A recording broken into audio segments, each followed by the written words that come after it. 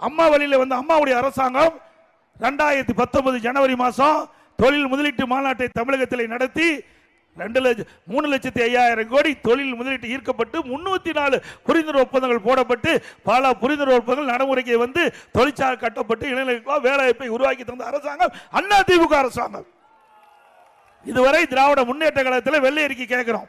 எப்பொழுது பார்த்தாலும் இருக்கிற நம்முடைய தொழில்துறை மந்திரி சொல்றார், பல லட்சம் கோடிக்கு தொழில் முதலீட்டு ஈர்க்கப்பட்டது, பல நூறு தொழில் நிறுவனங்கள் தமிழகத்தில் வர இருக்கின்றன, பல நூறு புரிந்துணர்வு ஒப்பந்தங்கள் போடப்பட்டது என்று பத்திரிகையில் தான் செய்தி வருது, ஊடகத்தில் செய்தி வருது. வெள்ளை அறிக்கை கொடுங்க, மக்கள் கேட்கிறாங்க, மக்களை ஏமாற்றாதீங்க.